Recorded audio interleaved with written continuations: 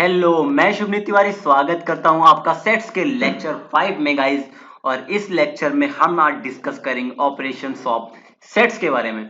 इसके पहले हम टाइप्स ऑफ सेट डिस्कस कर चुके हैं एंड प्रीवियस लेक्चर्स में हम सेट्स का introductory part and representation of sets and types of set various topics हम कवर कर चुके हैं। देन अब हमारा जो नेक्स्ट टॉपिक है वो है ऑपरेशंस ऑफ सेट। तो इस लेक्चर में हम डिस्कस करेंगे सेट्स के ऑपरेशंस के बारे में। अगर अभी तक आपने वो वीडियो नहीं देखी है तो डिस्क्रिप्शन में आपको लिंक मिल जाएगी और आई बटन को टच करते ही आपको वो लिंक मिल जाएगी। तो चलिए स्टार्ट करते हैं। तो सबसे पहला जो ऑपरेशन है वो हम आज पढ़ेंगे यूनियन ऑफ सेट्स। देन फिर हम इसके कुछ some properties of the operation of union sets. Union of sets की हम कुछ प्रॉपर्टीज पढ़ने वाले हैं। फिर हम इंटरसेक्शन ऑफ सेट्स पढ़ेंगे। फिर हम इंटरसेक्शन की कुछ प्रॉपर्टीज पढ़ेंगे। तो आज बेसिकली इस लेक्चर में हम इतना ही कवर करने वाले हैं। देन नेक्स्ट लेक्चर में डिफरेंस ऑफ सेट्स एंड और वेरियस नेक्स्ट टॉपिक हम उसमें पढ़ेंगे। तो चलिए स्टार्ट करते हैं यूनियन ऑफ सेट्स से। तो गाइस पहला टॉपिक है हमारा आज का यूनियन ऑफ सेट्स। तो सबसे पहले हम ये समझते हैं कि यूनियन क्या होता है सेट्स में। अच्छा, यूनियन से ही एक बात क्लियर होती है माइंड में कि यूनियन का मतलब क्या होता है। पहले आपको ये समझना हो, यूनियन का मतलब ही होता है एक होना। डेट मीन्स कि यूनियन होना, यूनाइट होना। ओके, तो यहां से इस वर्ड से, इसीलिए इस वर्ड का नाम रखा गया यूनियन। क्योंकि थोड़ा सा देखिए यूनियन क्या कहता है। The union of two sets A and B, the union of two sets A and B denoted by A union B, ये जो आप देख रहे हैं ना U, this is A union B is the set of all those elements which are either A or in B। जैसे हमारे पास दो सेट हैं guys, set A and set B. तो जब हम उसका यूनियन करेंगे तो यूनियन में वो सारे एलिमेंट्स आ जाएंगे, या तो वो ए में होंगे या तो वो बी में होंगे। बेसिकली वो ए यूनियन बी में आके यूनाइट हो जाएंगे। तो ये होता है यूनियन का मतलब। अब अगर थोड़ा इसको एक लॉजिकल वे में देखा जाए, सेट इसको किस फॉर्म में लिख दिया हमने, सेट बिल्डर फॉर्म में। मैंने आपको बताया था जब मैं रिप्रेजेंटेशन ऑफ सेट पढ़ा रहा था, तो मैंने आपको बताया था कि सेट बिल्डर फॉर्म को किस तरीके से लिखते हैं। तो सेट बिल्डर फॉर्म को आपको पता है, ये ए यूनियन बी, ये पूरा एक सेट बन जाएगा। ओके, अब इसमें क्या हो रहा है, इस सेट के अंदर क्या एक्स जो एलिमेंट्स हैं, एक्स किस टाइप के एलिमेंट्स हैं, एक्स बिलोंग कर रहा है ए को, या तो बिलोंग करेंगे बी को। तो यूनियन के अंदर वो सारे एलिमेंट्स आएंगे, या तो वो ए को बिलोंग करेंगे या तो बी को बिलोंग करेंगे। बेसिकली ए और बी के हम वो सारे एलिमेंट्स को यूनियन कर लेते हैं। तो अगर हम इस वेन डायग्राम के थ्रू थोड़ा सा समझें कि यूनियन इस वेन डायग्राम में किस तरीके से हम समझ सकते हैं, तो यहां पर आप देखिए कि जैसे गाइस ये जो हमारा एक पोर्शन है जिसमें कलर्ड है येलो टाइप, तो ये हमारा पूरा यू है, डेट इज यूनिवर्स। इस यूनिवर्स के अंदर सारे एलिमेंट है। अगर कुछ एलिमेंट ए के अंदर है, कुछ एलिमेंट बी के अंदर है, अगर मैं कहूँ ए यूनियन बी निकालो, तो ए और बी के सारे एलिमेंट्स ऐड हो जाएंगे, आ जाएंगे। तो डेट इज हमने ए और बी को कलर कर दिया यहाँ पे, जिससे कि आपको ये समझ में आ जाए कि ए यूनियन बी का पोर्शन कौन सा है। तो ये था यूनियन। जैसे थोड़ा सा और समझो, जैसे कि हमारे पास एक एग्जांपल है सेट ए, और उस सेट ए में जैसे हमारे पास गाइस एक एग्जांपल है सेट ए, और सेट ए के अंदर एलिमेंट्स हैं 1 2 3 4, और एक हमारे पास सेट बी है जिसके अंदर हमारे पास एलिमेंट्स हैं 3 4 5। तो गाइस जब इनको कंबाइन कर देंगे तो 1 2 3 4 5, मतलब बेसिकली सारे एलिमेंट्स आ जाएंगे। तो ये होता है यूनियन। तो चलिए समझते हैं इसकी कुछ ऑपरेशन या इसकी कुछ प्रॉपर्टीज गाइस, कि यूनियन में किस तरीके के ऑपरेशंस यूज करते हैं। ओके, तो ये कुछ कॉमन ऑपरेशंस हैं जो हम यूज करते हैं यूनियन ऑपरेशन के लिए। यही हम आगे फर्दर यूज करेंगे इंटरसेक्शन के लिए। तो पहला है कम्यूटेटिव लॉ। गाइस ये वही सारे लॉज हैं जो हम बचपन से पढ़ते हुए चले आ रहे हैं। पहला है कम्यूटेटिव लॉ, दूसरा एसोसिएटिव लॉ, थर्ड है हमारा लॉ ऑफ आइडेंटिटी एलिमेंट, तीसरा आइडेम्पोटेंट लॉ, एंड थर्ड है हमारा law of that is law of universe, law of जो अभी हमने पढ़ा था। ओके, तो लॉ ऑफ यूनिवर्सल इसको बोलते हैं बेसिकली हम। तो अभी इस पे भी आएंगे। तो सबसे पहले हम समझते हैं दिस, पहला फर्स्ट क्या है कम्यूटेटिव लॉ। कम्यूटेटिव लॉ कहता है कि अगर हम ए का यूनियन बी के साथ में करेंगे, अगर हम ए का यूनियन बी के साथ में करेंगे तो वो इक्वल होगा हम जब बी का यूनियन ए के साथ में करेंगे। तो ये तो सिंपल सी बात है, तो वही बात हो गई ना, जब 1+2 करेंगे तब भी 3 मिलेगा, या फिर हम 2+1 करें तब भी हमको 3 ही मिलने वाला है। तो जैसे कि आप इस एग्जांपल में देखिए, यहाँ पे मैंने एक डायग्राम लिया है, इस डायग्राम के थ्रू आप समझ सकते हैं। जैसे अगर आप ए यूनियन बी करते हैं, तो जब आप ए यूनियन बी करेंगे तो आपको कौन सा पोर्शन मिलेगा गाइस? आपको यही कलर्ड वाला पोर्शन मिलेगा, क्योंकि ए और बी को यूनियन कर देगा। अगर आप बी यूनियन ए करेंगे तब भी बी को ए के साथ यूनियन करेंगे तब भी आपको यही मिलने वाला है, क्योंकि अगर एक में 1 2 3 एलिमेंट है और बी में हमारे पास 4 5 6 है, तो यूनियन करने के बाद 1 2 3 4 5 6 हो जाएगा। तो डेट इज कि हम जब बी यूनियन ए करेंगे तब भी तो यही हो जाएगा ना, 1 2 3 4 5 6, तो वो सेम है। अब समझते हैं एसोसिएटिव लॉ। एसोसिएटिव में हम 3 सेट की बात करते हैं। अगर पहले हम ए यूनियन बी करें, फिर इसका यूनियन हम सी के साथ में कर दें, तो जो वो इक्वल होगा वो किसके इक्वल होगा कि पहले हम बी यूनियन सी करें, फिर इसका यूनियन ए के साथ में कर दें। ये फिर वही बात हो गई कि अगर हम पहले 1+2+3 दिया है तो पहले हम 1+2 कर लें, फिर 3 के साथ ऐड करें। सेम एज इट इज इस एग्जांपल, इस वेन डायग्राम के थ्रू आप समझ सकते हैं कि जिस पोर्शन में ये सेट ए है, ये सर्किल सेट बी है, ये सर्किल सेट सी है, तो इन तीनों सर्किल को जब एड ऑन कर देंगे तो ये तीनों क्या हो जाएंगे? कलर्ड हो जाएंगे। ये तीनों के एलिमेंट्स हमने ले लिए हैं, तो ये क्या बन जाएगा? A union B union C. Basically क्या है? A union B union C का एसोसिएटिव लॉ है। ओके, चलते हैं नेक्स्ट। तो अब समझते हैं थोड़ा सा law of identity element. Law of identity element क्या होता है? देखिए, लॉ ऑफ आइडेंटिटी एलिमेंट हम किस तरह से करते हैं? बेसिकली जब हम किसी भी सेट का यूनियन करते हैं फाई के साथ में, ठीक है, जब हम किसी भी एलिमेंट का यूनियन करते हैं फाई के साथ में, फाई क्या है गाइस? फाई हमारा नल वैल्यू है, वाइड वैल्यू है, एम्प्टी वैल्यू है, डेट इज की इसके अंदर कुछ भी नहीं है। तो जब हम किसी का कुछ भी के कुछ नहीं के साथ में यूनियन करेंगे, जैसे 1 को हम जीरो से ऐड करेंगे तो 1 ही मिलेगा ना, तो एज इट इज यहाँ पे हमको ए मिलेगा, क्योंकि जब ए को यूनियन करेंगे फाइव के साथ में तो हमको वहां पे ए मिलेगा।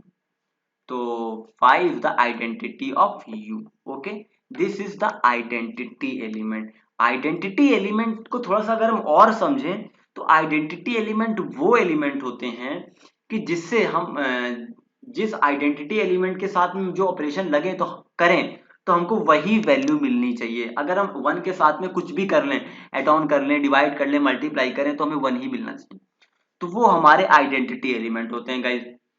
बट अगर हम इन केस बात करें सेट में, तो यूनियन के केस में ना, यूनियन के केस में यूनियन किस प्रॉपर्टी को फॉलो करता है? यूनियन एडिशन टाइप की प्रॉपर्टी को फॉलो करता है, कि वो ऐड करता रहता है सारे जितने एलिमेंट, नंबर ऑफ एलिमेंट्स को बेसिकली वो ऐड करता है कि कितने एलिमेंट्स हैं। अगर इसमें 1 2 3 एलिमेंट है, उसमें 4 5 6 एलिमेंट है, तो सारे एलिमेंट्स को एक जगह कंबाइन कर देगा। तो ये काम होता है यूनियन का। तो अब इसमें तो डिवाइड मल्टीप्लाई जैसा तो कुछ है नहीं, तो इसमें कुछ हमें ऐसा लिख करना पड़ेगा जिससे कुछ फर्क ना पड़े। तो हम यूनियन करते हैं फाइव के साथ में, जिससे कि हमें यहाँ पे फाइव कर का जब यूनियन करेंगे तो हमें क्या मिलेगा? हमें ए मिलेगा। ठीक है, इस पे हम किसी दिन, आइडेंटिटी एलिमेंट एक खुद में एक बहुत बड़ा टॉपिक है, इस पे हम बात फिर से करेंगे किसी नेक्स्ट लेक्चर में, डिटेल में इस पे डिस्कस करने वाले हैं, क्योंकि ये खुद एक लेक्चर के लिए इतना बड़ा टॉपिक है। नेक्स्ट टॉपिक है हमारा आइडम्पोटेंट लॉ। तो इसमें क्या होता है, जब हम खुद का खुद के साथ में यूनियन करते हैं तो हमको वही एलिमेंट मिलता है। जरा खुद सोचिए, अगर ए हमारे पास एलिमेंट है, उसमें ए हमारे पास सेट है, उसके अंदर एलिमेंट है 1 2 3 4 5, अब उसका हम खुद के साथ में यूनियन कर देंगे तो हम ए ही तो मिलेगा, क्योंकि रिपीटिशन तो सेट में अलाउ नहीं है ना। तो 1 2 3 4 5, 1 2 3 4 5 के साथ में करेंगे तो एलिमेंट कितने? 1 2 3 4 5 भी तो है ना कॉमन दोनों में, मतलब 1 2 3 5 भी है, जो एलिमेंट है वो 1 2 3 5 भी है, 1 से लेके 5 तक, तो वो हमारे यूनियन के अंदर है। तो क्या बनेगा? हमारा ए बनेगा। अब थोड़ा सा समझते हैं हम नेक्स्ट टॉपिक, जो हमारा लॉ है यूनिवर्सल वाला। तो इसमें क्या होता है, जब यूनिवर्सल के साथ में हम ए का यूनियन करते हैं तो क्या मिलेगा? यूनिवर्स ही तो मिलेगा, हमें यही तो मिलेगा ना। तो थोड़ा सा समझो, u इज यूनिवर्सल, ठीक है। सो सपोज दैट ये एक u है, ये पूरा रेक्टेंगल एक u है, इस डायग्राम में आप देखें। तो अगर एक ये सेट a है, ठीक है, अब इस a सेट का a का u के साथ में यूनियन करेंगे तो u और a मिलके पूरा पूरा ही तो बनेगा ना, ये तो u ही तो मिलेगा आंसर, हमें क्या मिलेगा आंसर? u। समझो अगर U में हमारे 1 से लेकर 10 तक एलिमेंट है और A में हमारे 1 से 5 तक एलिमेंट है, तो फाइनल यूनियन क्या आएगा 1 से लेकर 10 तक का। तो ये था हमारा यूनिवर्सल। तो चलिए अब थोड़ा सा आगे चलते हैं। अब समझते हैं इंटरसेक्शन ऑफ सेट्स का। जिस तरीके से यूनियन था भाई वैसे ही इंटरसेक्शन वर्क करता है, बट यूनियन में हम क्या कर रहे थे कि सारे एलिमेंट ले रहे थे, चाहे वो ए में हो चाहे वो बी में हो, हमें वो सारे एलिमेंट चाहिए थे। बट इंटरसेक्शन में ऐसा नहीं करते, इंटरसेक्शन में हम वो एलिमेंट लेते हैं जो ए और बी में कॉमन होते हैं। The intersection of two sets A and B denoted by A intersection B. इसको उल्टे यू से डिनोट करते हैं। किससे डिनोट करते हैं? उल्टे यू से। Is the set of all elements which are common to both A and B. आपको बस इतना समझना है कि अगर हमारे पास दो सेट है, set A and set B, तो उन दोनों सेट के बीच में जो इंटरसेक्शन वाला पार्ट होगा ना, वो उनका कॉमन पार्ट होगा। डेट इज कि अगर उनका इंटरसेक्शन इस टर्म में देखें तो x बिलोंग करेगा a को और x बिलोंग करेगा b को। जब कॉमन पार्ट होगा तो वो दोनों को बिलोंग करना चाहिए, इसलिए यहाँ पे कौन सा ऑपरेटर यूज करा है हमने? एंड फंक्शन यूज करा है। तो गाइज x a को भी बिलोंग करने चाहिए और x b को भी बिलोंग करने चाहिए, जैसे इसमें देखते हैं। डायग्राम के थ्रू देखेंगे तो हमको समझ में आ जाएगा। जैसे ये हमारा एक सेट A है, ये सेट B है, तो गाइस इसमें कॉमन पार्ट कितना है? जो इनके दोनों में आ रहा है, इतना एरिया जो कलर्ड मैंने करा है, ये इतना सा एरिया दोनों में आ रहा है, तो डेट इज ये इसका कॉमन पार्ट है। तो इसको क्या कहेंगे? Intersection of set A and B। चलिए अब इसके भी कुछ प्रॉपर्टीज देखते हैं कि इसकी क्या प्रॉपर्टीज हैं। तो इसकी भी वही कुछ सेम प्रॉपर्टीज हैं। पहली commutative law, associative law, law of same वही फाई और यूनिवर्सल के साथ में। इसमें दो लॉ हैं आपके एक साथ गाइस। पहला आपका है जो हमने पीछे पढ़ा था बेसिकली नल यूनिट के साथ में जो आइडेंटिटी एलिमेंट होता है हमारा, एंड सेकंड हमारा है यूनिवर्सल लॉ। थर्ड इसमें आइडेपोटेंट लॉ है, एंड फोर्थ हमारा डिस्ट्रीब्यूटिव लॉ है। तो इसको समझते हैं डायग्राम के थ्रू थोड़ा सा। पहला क्या है हमारा?